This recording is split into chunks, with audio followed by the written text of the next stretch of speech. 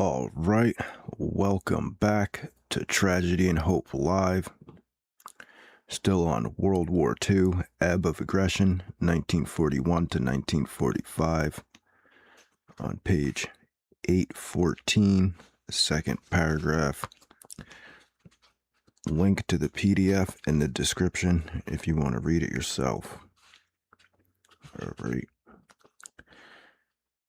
Sprague, under the cover of smoke screens and rain squalls, tried to escape the heavy Japanese gunfire while holding the enemy out of Leet Gulf by vigorous airstrikes from his baby flat tops and torpedo attacks from his destroyers. The Japanese shells of 5 to 16-inch caliber were all armor-piercing and went through the thin plates of Sprague's vessels without exploding, but with up to 40 holes each, these ships were soon leaking freely. They attacked so vigorously, however, using their 5-inch guns when all the torpedoes were gone, that Kurita's fleet was scattered when he decided to withdraw to regroup his forces. He had sunk 2 American destroyers and escort carrier. Wait, I think I'm on page 815 now. Yeah, we read all that. Okay, actually it's on page 815, second paragraph. Iwo Jima was invaded on February 19th and secured by March 26th.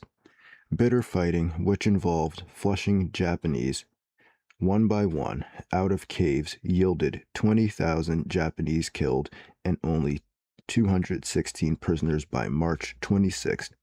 2,000 more, of which a third were killed, were disposed of in the next 2 months.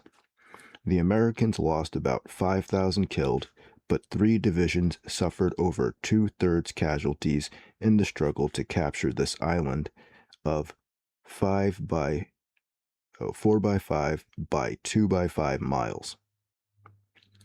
The dead on both sides thus amounted to 2,400 per square mile. Iwo will always be remembered for the famous raising of the American flag on top of the 550-foot Mount Suribachi at the southern tip of the island on February 23rd, while fighting was still severe. On April 7th, the value of the island was shown when, for the first time, B-29s returning from Tokyo jolted down onto Iwo for relief. 54 landed that day. These big planes, flying the round trip from Saipan to Tokyo in about 7 hours, were already engaged in the systematic destruction of all Japanese cities. The flimsy houses of these crowded urban areas made them very vulnerable to incendiary bombs, but the distance was so great that only moderate-sized bomb loads could be carried. On March 9, 1945, the Air Force tried a daring experiment. The defensive armament was removed from 279 B-29s, releasing weight for an additional incendiaries, and these planes, without guns but carrying 1,900 tons of firebombs, were sent on low-level attack on Tokyo. The result was the most devastating air attack in history. With the loss of only 3 planes, 16 square miles of central Tokyo were burned out. 250,000 houses were destroyed, over 1 million persons were made homeless, and 84,000 were killed. This was more destructive than the first atomic bomb over Hiroshima 5 months later. The conquest of Okinawa was a much bigger task than Iwo Jima. 760 miles west of Iwo, it was only 360 miles from the Chinese mainland and almost the same distance from both Formosa and Japan. It was 830 miles southwest of Tokyo Bay, a full 900 miles north of Leyte, and over 1,200 miles from the United States Navy's refuge in Ulithi Atoll. The size of the island, almost 500 square miles, made it a possible staging area for an invasion of Japan. The magnitude of the assault on heavily populated Okinawa is almost beyond belief. The fighting navy of 110 combat vessels with over 100 supply ships protected an amphibious attack of 1,213 vessels carrying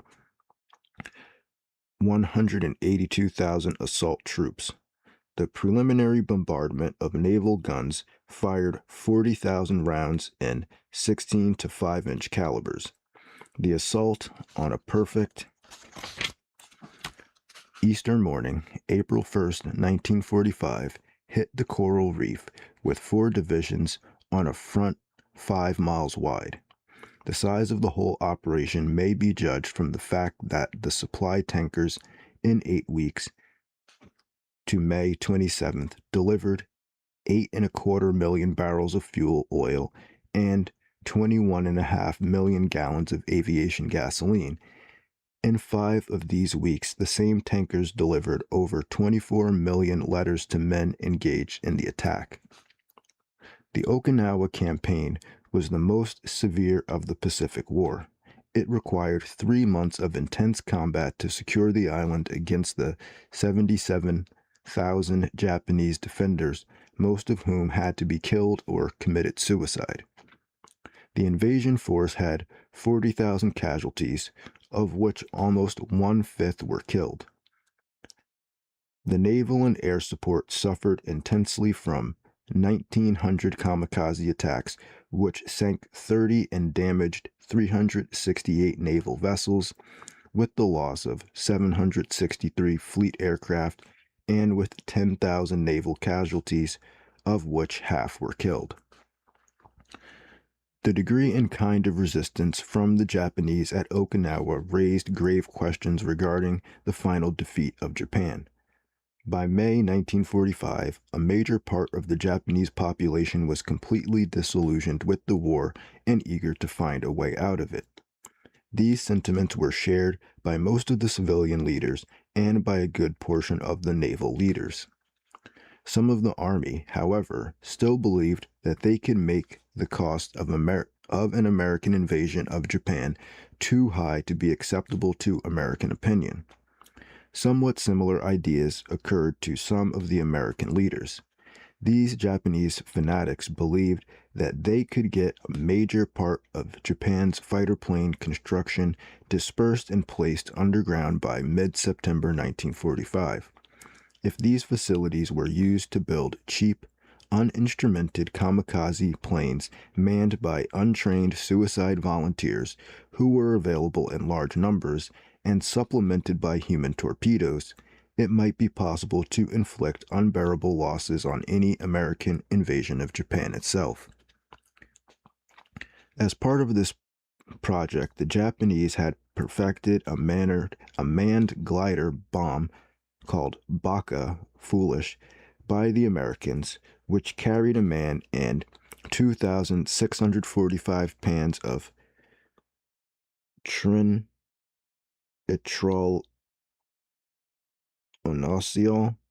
I never even heard of that.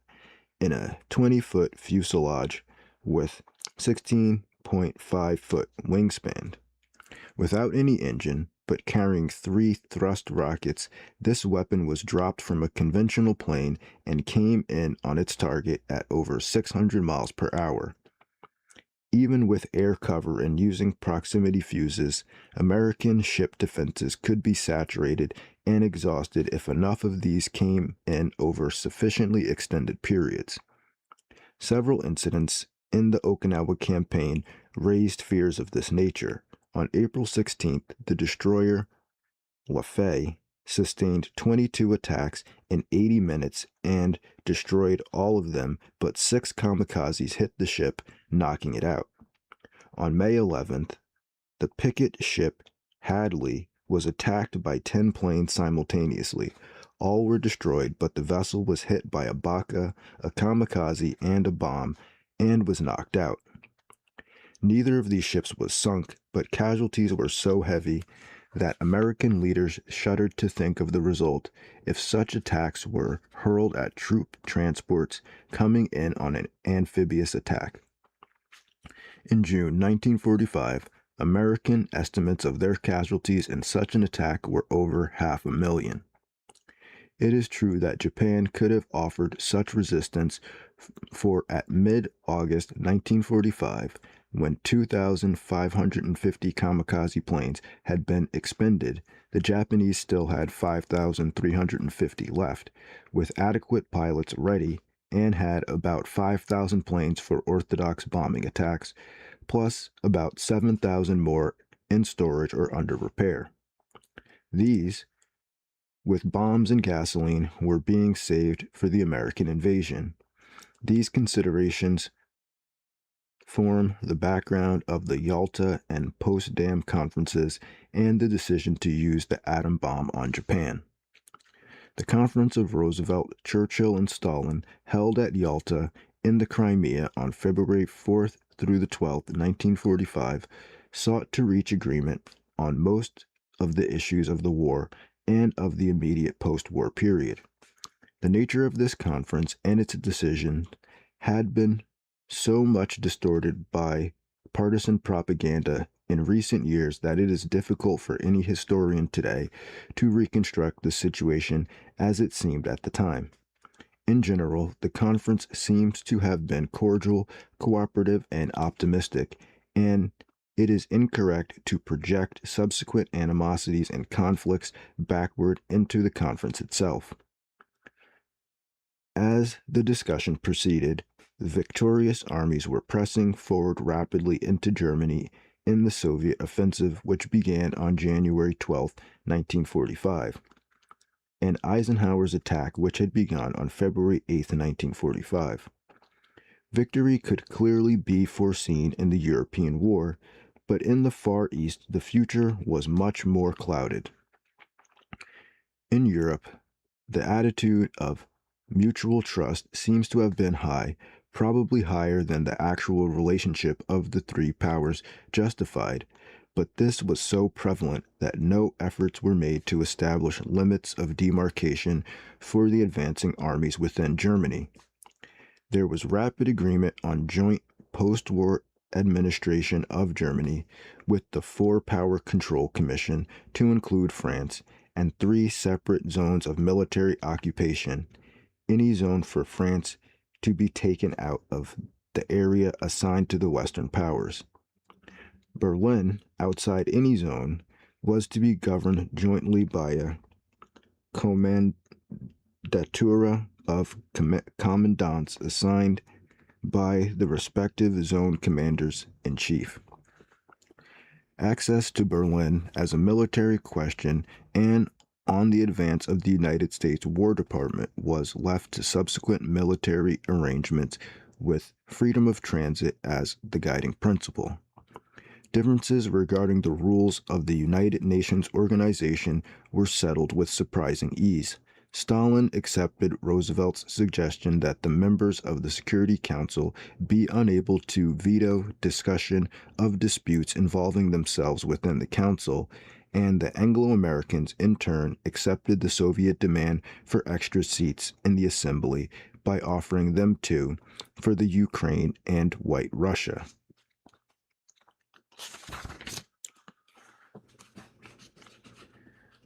The crucial problem of Poland was subject to agreements which gave the Russians much of what they wanted. The Curzon Line of 1919 was accepted as its eastern frontier, but the western border was left indefinite since Stalin would have placed it farther to the west, involving deportation of additional millions of German residents than either Roosevelt or Churchill considered acceptable.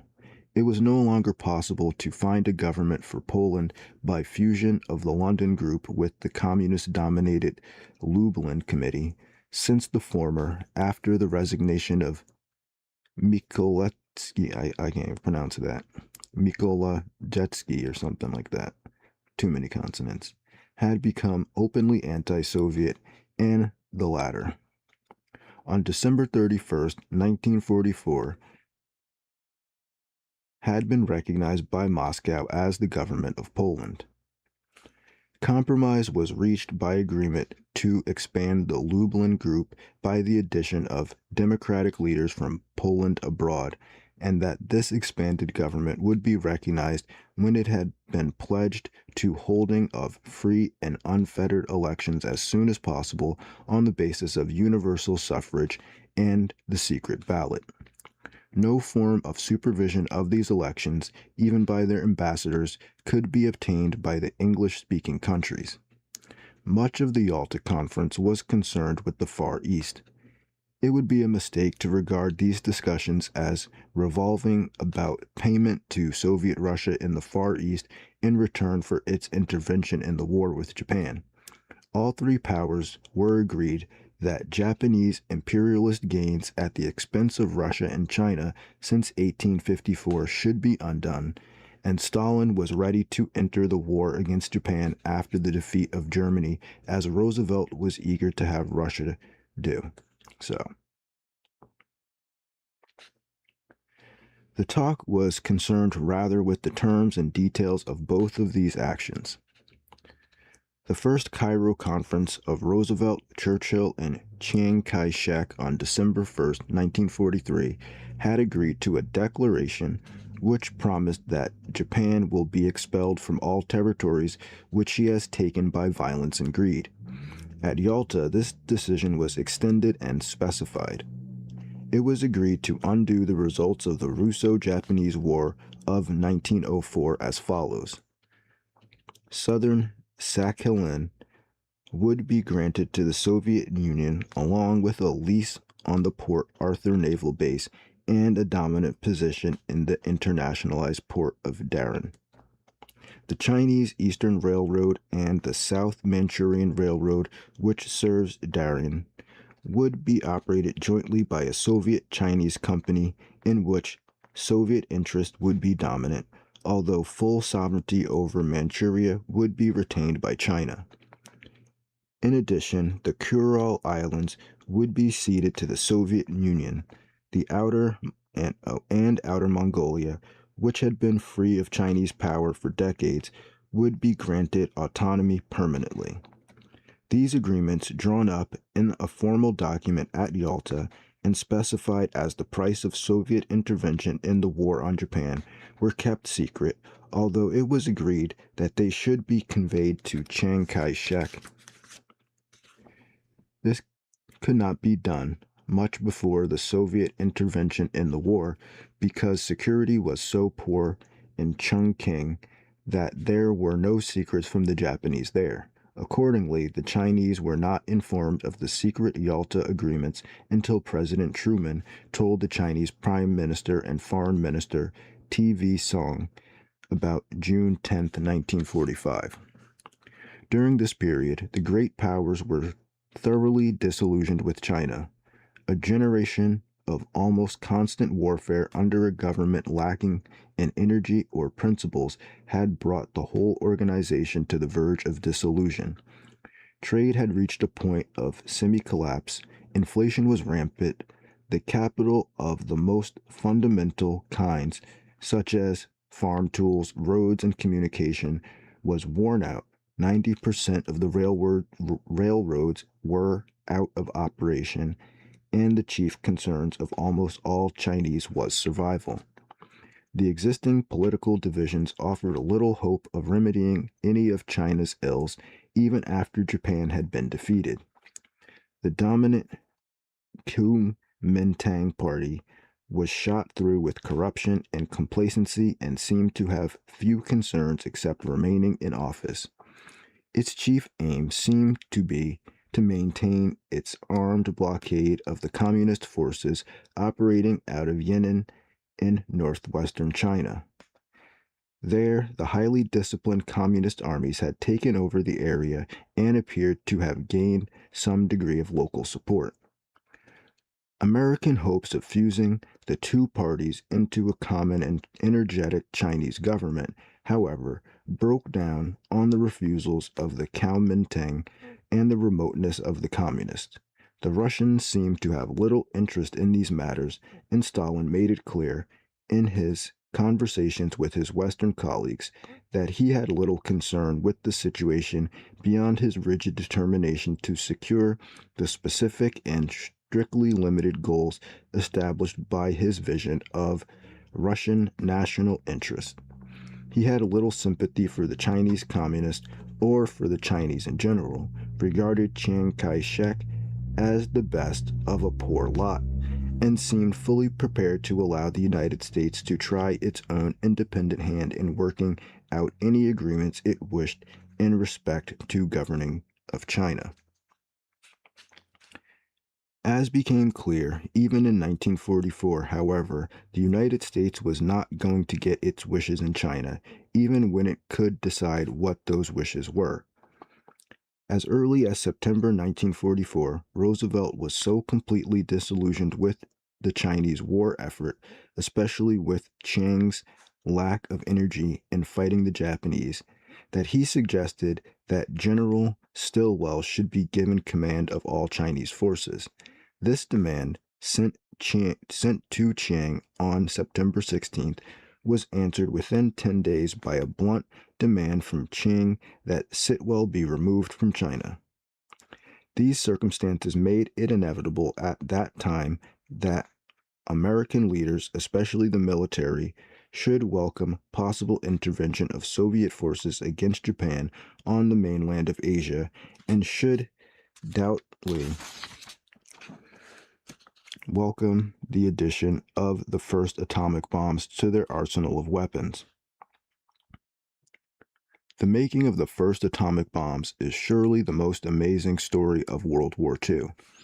It is a long, complex, and technical study which most historians would like to omit, but it is not possible to understand the history of the mid-20th century without some understanding of how this almost unbelievable weapon was achieved, and especially why the Western powers were able to achieve it and the fascist powers were not. The gist of the story will be told in the next chapter. Here, we need only record that the United States obtained its first 3 atom bombs over a 3-week period from July 15th to August 10th, 1945. The theory on which the nuclear explosions were based was known to the scientists of all countries before April 1939, and the direction in which practical efforts to achieve a bomb must go were established and equally known before worldwide secrecy descended a year later in April 1940, just before the fall of France. Scientific ignorance, however, was so universal among political and military leaders throughout the world that the use of the existing scientific knowledge would not have been achieved anywhere but for 2 factors. 1. Many of the world's greatest nuclear scientists had fled as refugees from fascism to England and the United States. And 2. Franklin Roosevelt was quite willing to listen to unconventional suggestions if his attention could be obtained. In the years 1939 to 1941, the refugee scientists in the United States were so fearful that Hitler would obtain the atomic bomb that they were able to prevail upon the best known among them, Einstein, to allow his name to be used to catch Roosevelt's attention. Once this had been done, the urging of these same scientists and the growing urgency of the war itself made it possible for the administrative talents of American scientists to utilize the enormous resources made available to them to reach the goal they sought. After September 1942, Brigadier General Leslie R. Groves, USA, was in charge of the whole project and, in an atmosphere of fanatical secrecy, brought it to a successful conclusion with an expenditure of about $2 billion and the work of about 150,000 persons. We're going to get into that in a little bit too. The fact that they could pull off the Manhattan Project with this many people and keep it secret. When people go, oh, how can they have a huge conspiracy and the whole government can have a conspiracy? It's possible. If you can do something in secret with 150,000 people, it's possible.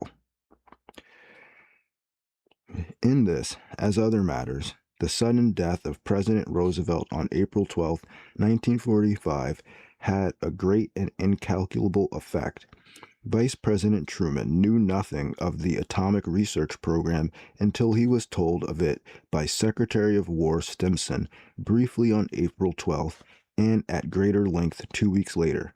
In fact, Truman had been kept so far outside the whole war effort that his first few months as president required an almost superhuman effort of absorbed attention to get the major lines of policy into his hands.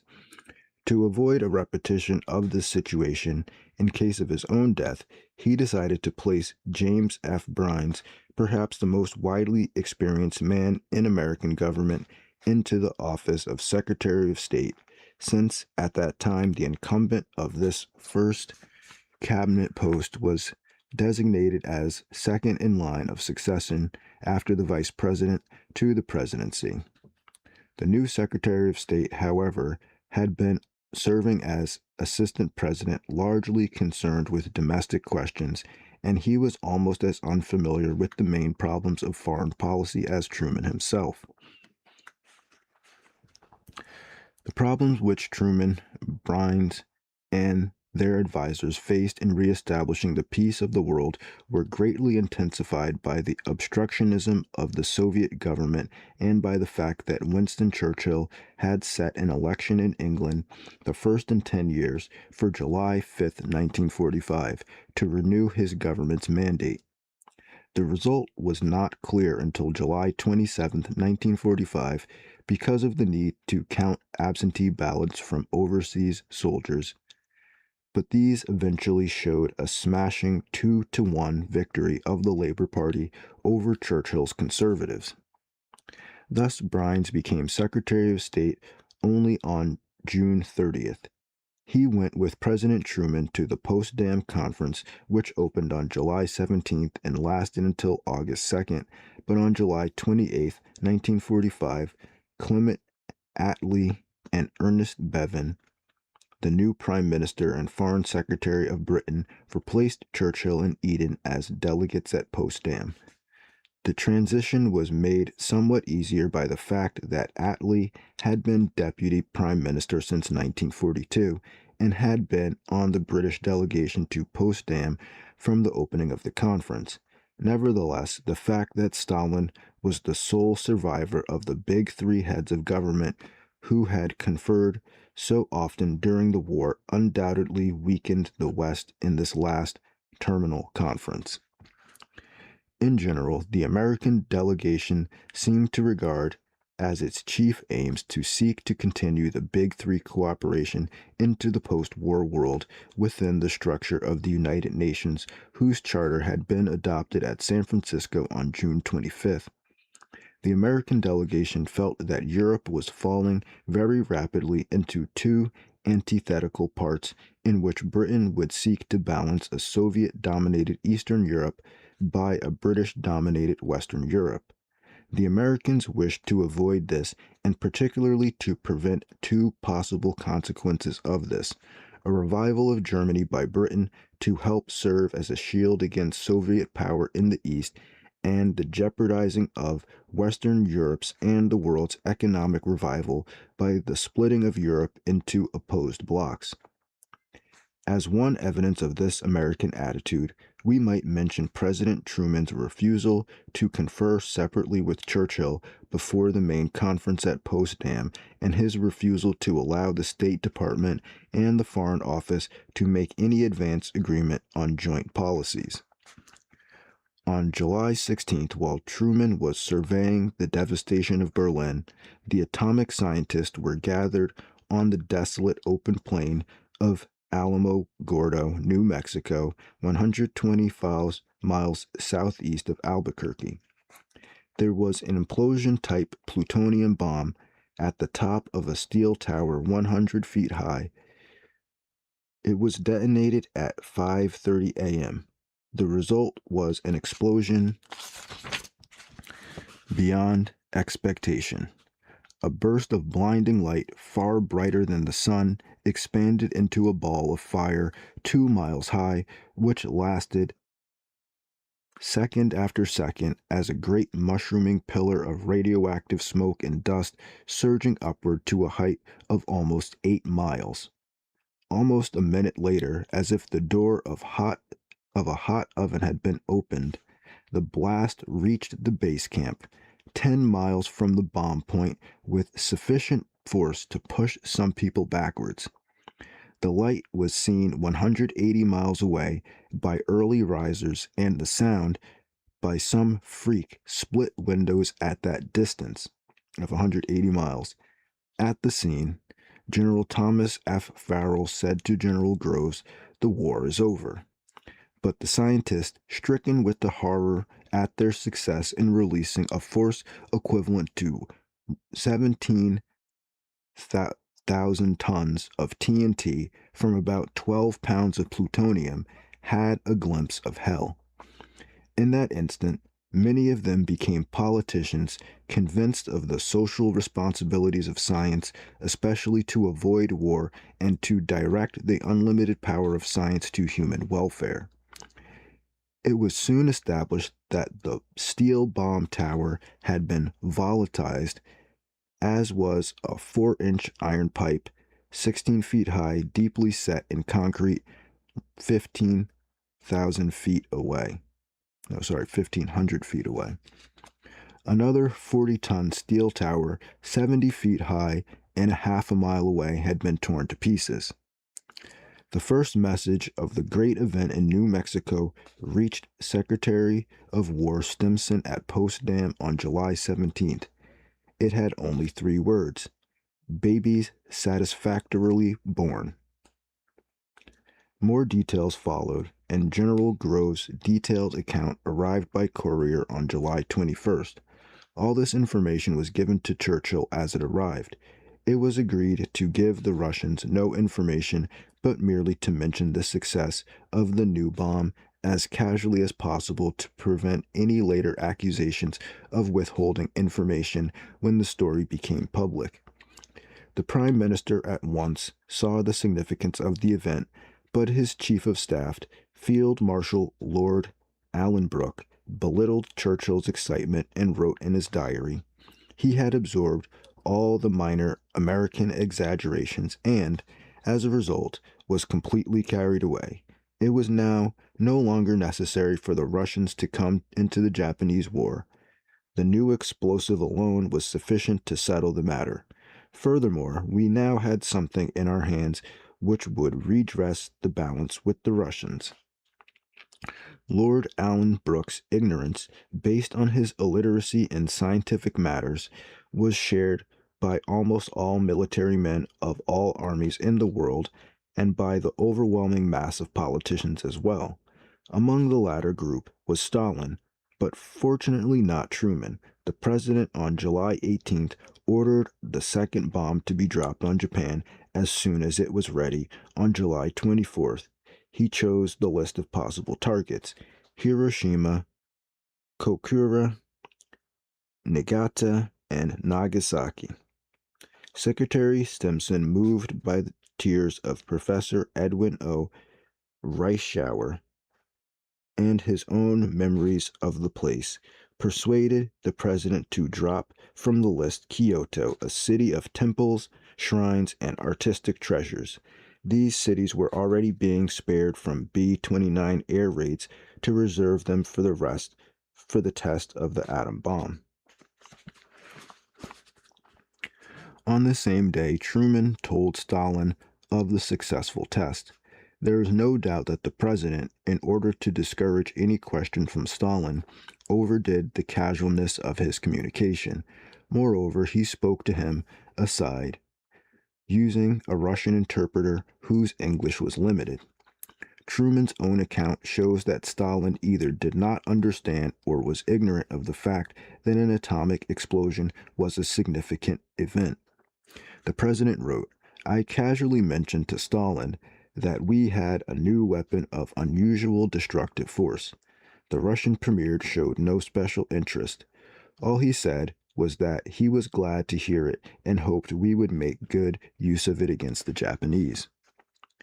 It seems likely that Stalin's personal interest in atomic fission in July 1945 was about the same as that of Lord Allenbrook, although, as we shall see in the next chapter, lesser men in the Soviet system were more aware of the significance of the subject. The atom bomb thus seems to have played no role at Potsdam. General Marshall and Secretary Stimson, as well as Churchill, realized that the Soviet assistance was no longer needed to defeat Japan, but no move was made to avoid such intervention. It is, however, extremely likely that the frantic and otherwise inexplicable haste to use the second and third bomb 21 and 24 days after Alamogordo arose from the desire to force a Japanese surrender before any effective Soviet intervention.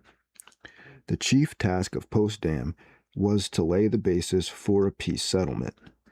This was to be worked out, in each case, by a council of foreign ministers of the Big Three, France and China, using general principles agreed upon at Potsdam.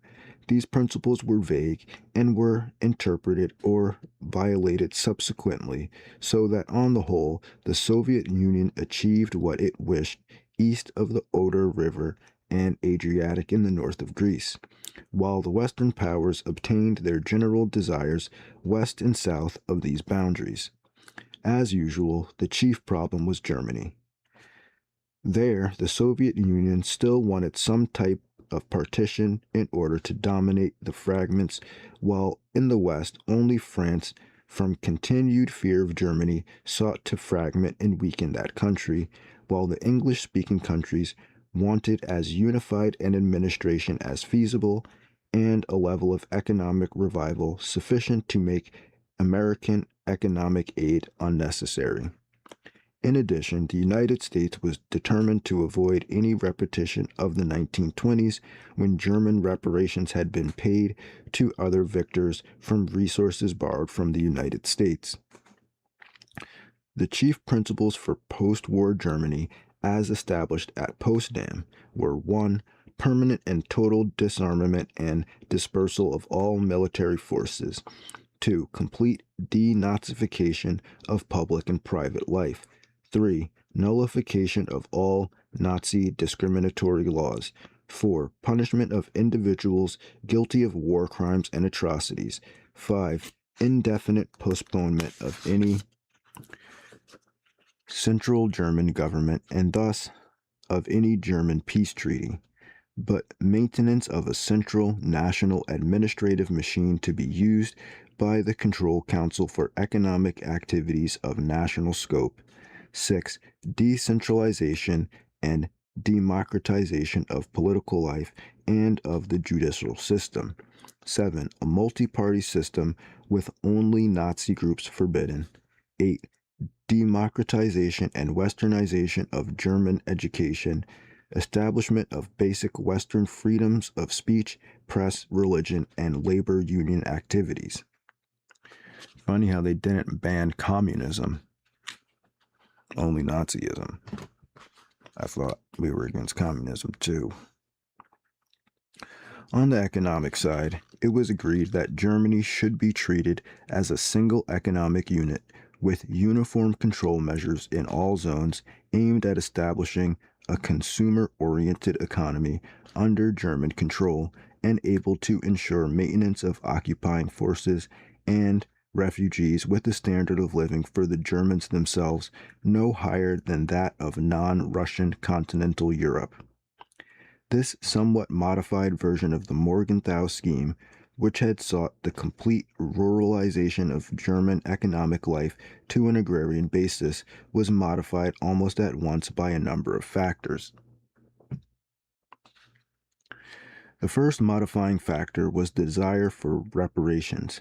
The Americans insisted that reparations must be taken as far as possible from existing stocks and plants rather than from future production, a complete reversal of the American position of 1919, in order to avoid the error of the 1919 to 1933 period, the overbuilding of German capital equipment and American financing of German reparations payments into the indefinite future.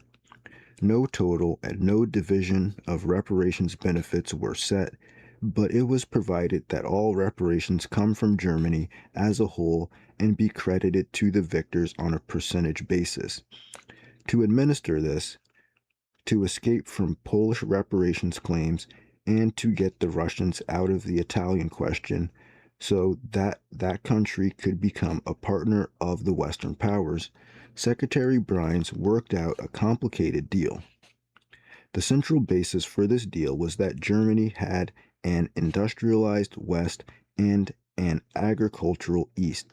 The Soviet Union wanted reparations from the industrial plants of the West, while the United States and Britain wanted agricultural products, not reparations, from Eastern Germany to feed the Western Germans and the millions of German refugees and repatriates who were pouring westward from all communist-dominated areas of the East and from the lands lost to Poles, Czechs, and others.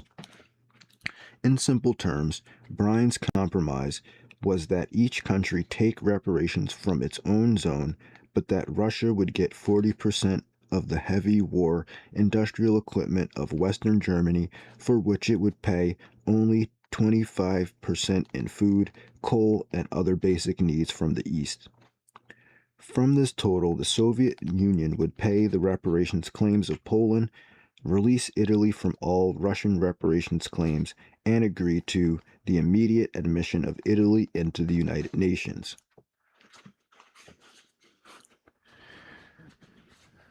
One of the critical events of this period was the Soviet refusal to supply food or coal to the areas of Berlin occupied by the democratic powers.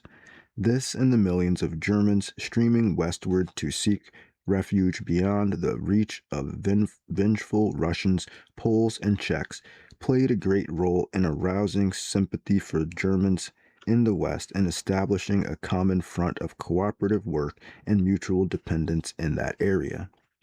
On July 26, 1945, Truman, Attlee, and Chiang Kai-shek issued an ambiguous ultimatum to Japan, warning the latter that it must accept immediate unconditional surrender or suffer complete and utter destruction. This was regarded by the three leaders as a threat of atomic holocaust unless Japan laid down its arms, but the atomic threat was unspecified and, to the Japanese, meaningless, while their chief concern, whether unconditional surrender meant removal of the emperor, was equally unspecified. The Japanese premier, Admiral Kantaro Suzuki, who had been put into office to find a way out of the war, was caught in a trap. If he made any serious effort to surrender, he could be murdered by the militarist, while his secret efforts had been rebuffed by the West as too vague. To ward off the former, he made a public statement that the Potsdam Declaration was unworthy of notice.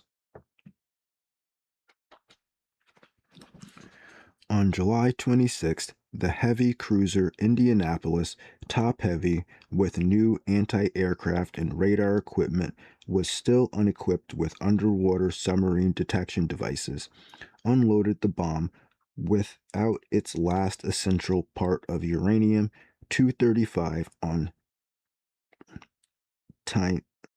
Tinian. It put to sea at once, and in the night of July 29th, between Guam and Leyte, was practically blown apart by torpedoes from Japanese submarine I-58. In 14 minutes, with all communications knocked out, the great ship rolled over and dived to the bottom. 1/3 of her 1,200 men were already dead. The rest were left struggling in the water.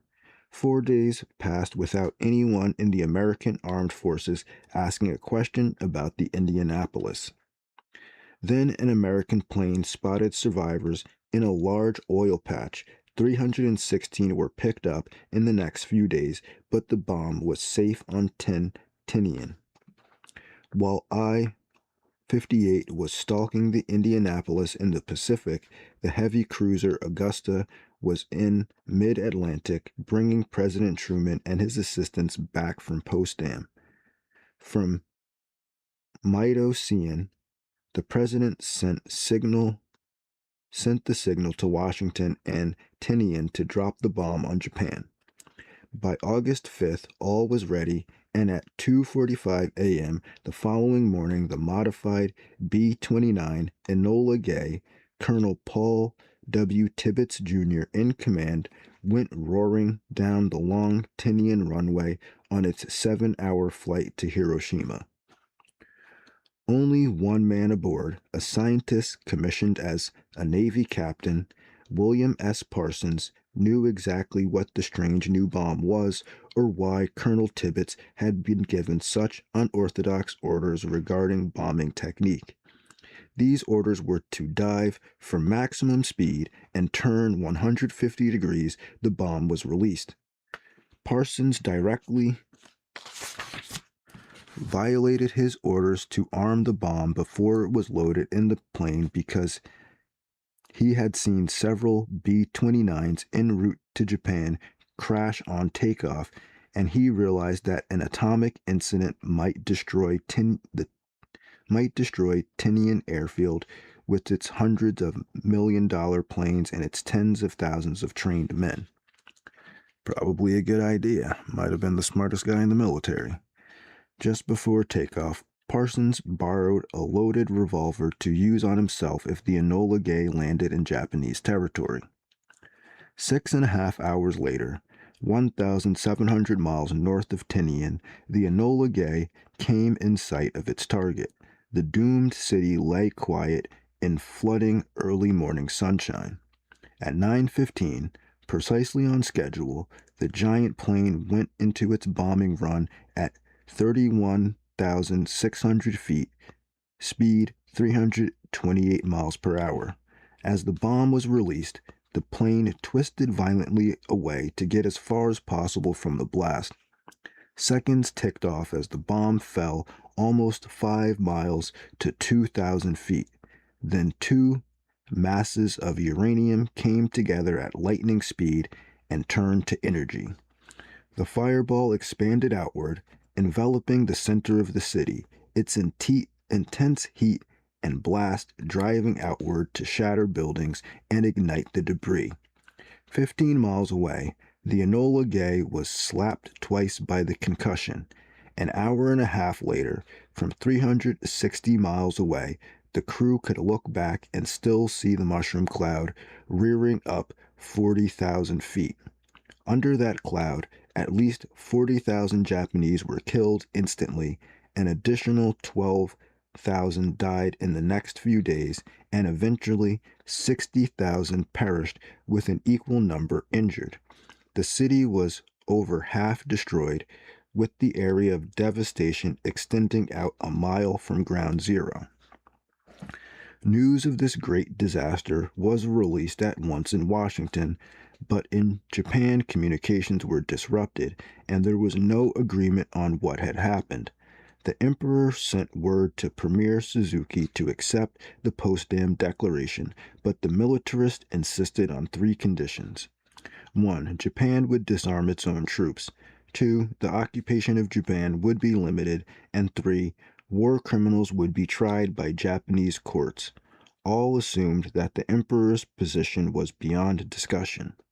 The stalemate continued as the Soviet Union declared war on Japan late August 8th. The Japanese Supreme War Council remained deadlocked day after day in spite of a second plutonium bomb dropped on Nagasaki with about 100,000 casualties, of which 1/3 were dead, August 9th, 1945. Early on the morning of August 10th, when the War Council had been in continuous session for 16 hours, Emperor Hirohito personally ordered it to make peace. A message accepting the Potsdam terms with reservations of the emperor's position was sent the same day. This was accepted by an American note which provided that the supreme commander of the Allied powers, SCAP would issue orders to the emperor and government of Japan. A military coup was attempted in Japan but was suppressed on August 15th. 7 Japanese generals and admirals committed harikari. The emperor then, for the first time in history, spoke on the radio, asking his people to accept the peace. Many listeners expected him to ask them to fight to the death. All were stunned and remained in this strange condition for weeks. They had been so misled by their own propaganda that many had believed they were about to win the war. A ceasefire was issued late on August 16th. On September 2nd, the final surrender was signed on the deck of the battleship Missouri, in the shadow of the great 16-inch guns and under the 31-star flag which Perry had flown at the same anchorage 92 years before. Thus ended 6 years of World War in which 70 million men had been mobilized and 17 million killed in battle. At least 18 million civilians had been killed. The Soviet Union and Germany had lost most heavily.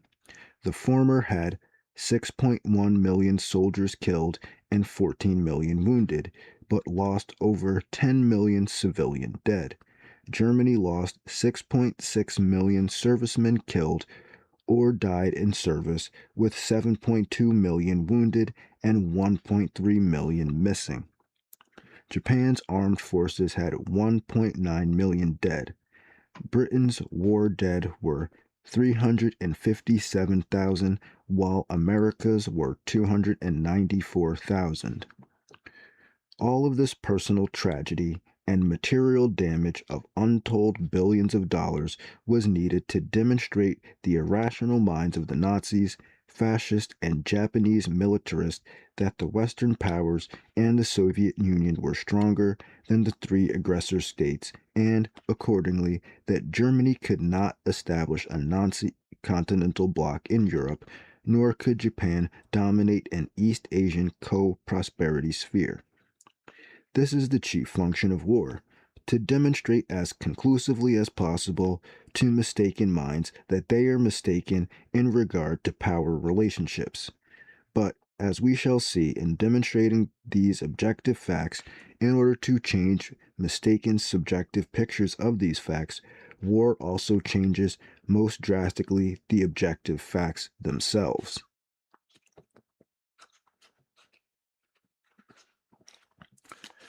All right. That is the end of World War II. The next section is section 16, the New Age. I will start that next time. So we can see that basically once they built the bomb, they had no reason to negotiate with the Soviet Union or to actually invade Japan, which would have probably been one of the worst battles in the war for the Americans, at least. I mean, the German-Soviet war was the worst part for the Europeans, but, I mean, if you look at what they were saying about just the ships and the kamikaze fighters, it would have been basically the worst casualties that the Americans would have took if they had to do a ground invasion of Japan. So you can see that the bomb definitely changed the course of history. I mean, whoever invented it, you could say Einstein, obviously, it was a bunch of people were working on nuclear fission at the time. So now I want to talk a little bit about compartmentalization and how government conspiracies can work on a larger scale, because obviously, as we can see, 150,000 people were working on the Manhattan Project to build the atomic bomb, and very few actually knew what the finished product was going to be. Many people thought they were probably just working on science experiments to do nuclear fission for maybe even atomic energy, things like that. Other people were making the casings and the triggers and all types of other parts of the bomb. in separate factories in separate areas and regions in America, Britain, you know. So, and then they also had scientists from Germany, Britain, probably France, and of course America and Russia all working on these projects. It was claimed that the Russians did penetrate project or the Manhattan Project near the end there, so they might have known a little bit of something what was going on. But even the fact that the president didn't know, right? So it is possible for the military or high level government people to do large scale operations and keep it secret from the public, at least in a certain aspect, right? Because how else were they able to do this? Most Americans didn't know that this was going on. Like I said, the president didn't even know what was going on. So it is possible. I'm not saying every time, but I'm saying it is something to consider. It is possible that there could be a larger conspiracy with people actually, enrolled and enlisted in type of like secretive organizations, or what's more likely is kind of like the David Icke spider web view, where there's a small group of people that know what's going on, and then as you go out from the concentric circles, the people further out from the center are still working for the people in the center, but they just know a lot less about what's going on. And they might be ideologically, they might think that they're doing something else.